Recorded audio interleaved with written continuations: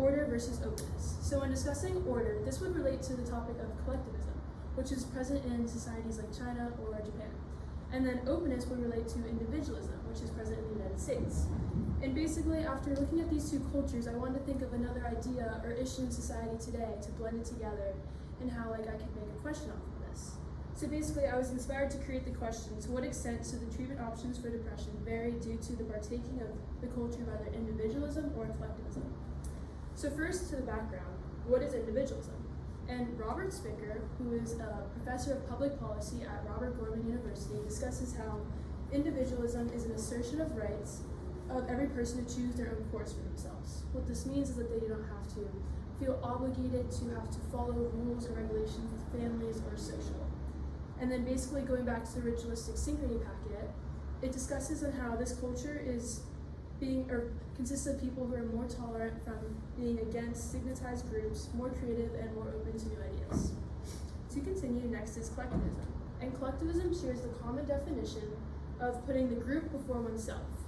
And basically, the ritualistic synchrony packet describes this culture of having the shared goals of creating harmony in groups, understanding obligations, and respecting order. Next is depression. So what exactly is depression? The National Institute of Mental Health defines depression as a serious and common mood disorder. To put facts to the commonality of this illness, the World Health Organization discusses how depression affects 1 in 15 adults and 1 in 6 people throughout the course of their life. This chart above discusses the symptoms to which depression has. For instance, there's the feelings of emptiness, loneliness, feeling sad, or even having the ideas of suicide, which is very sad in society. Today, the World Health Organization discusses how 280 million people struggle with depression today, which is overall why I chose this issue. So there are two forms of treatment for depression: psychotherapy and antidepressants. And basically my argument is that one form of treatment will be better for one culture compared to both being distributed out. So first, psychotherapy. Psychotherapy is also known as talk therapy. And basically, the National Institute of Mental Health says that a trained professional, also known as a therapist, would help the patient struggling with depression identify a trigger event in their life. And basically, after identifying this trigger event, it'll allow the therapist to help find ways to accept and gain new realistic goals to help them figure out what's going on with their depression and be successful in the future. So the pros to this treatment is that it identifies the troubling emotions and helps deal with the depression as a whole. And then it helps pinpoint the trigger event, which could lead to the decrease of the depression. And lastly, it is very comforting to have a therapist who support you.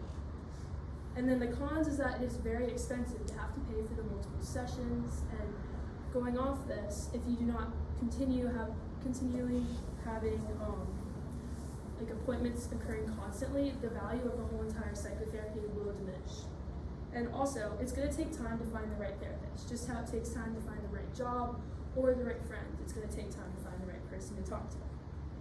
So overall, the treatment option of psychotherapy, I would argue, would best suit the culture of collectivism in terms of helping depression.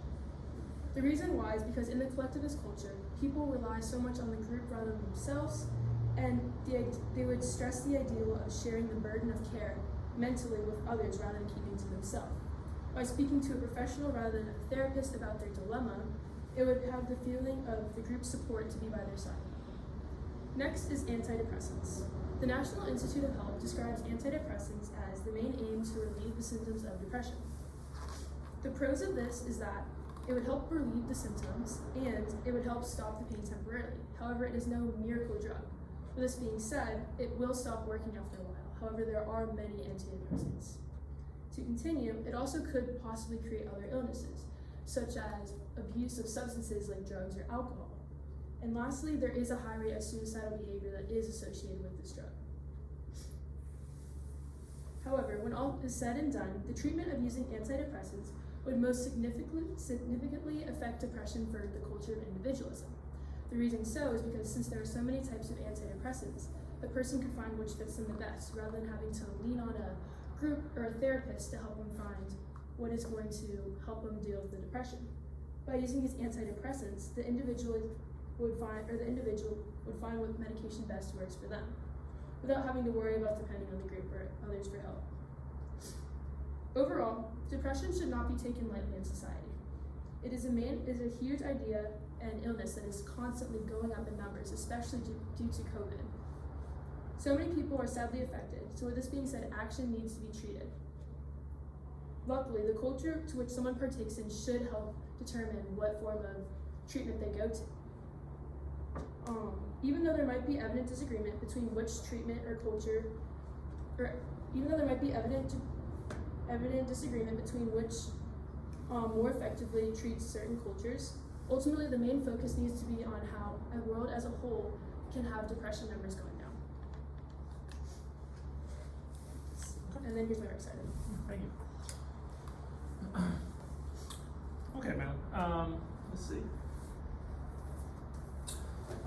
For this research project, what information did you need that you possibly weren't able to find or locate? Well, in particular, going back to the antidepressants, I was trying to figure out how many as a whole their numbers there are, and like how many types there are. So there are many different types, but I couldn't figure out how many like individual drugs there were. So I was going to include like there are this many antidepressants, however that research just was not there. Okay. And then how did you use the conclusions or questions of others, either other scholars or whoever, to advance your own research? Well, after kind of looking at the topic of depression, I was able to find that many therapists did suggest that collectivists should be going to therapists in order to get rid of this depression as a whole. And so there were like numbers showing that the treatment number was going down, but then COVID hit, so it kind of just like everyone stopped going everywhere and the numbers went back up. So there hasn't really been recent studies since that, but I feel like that really helps. Okay. All right, thank you.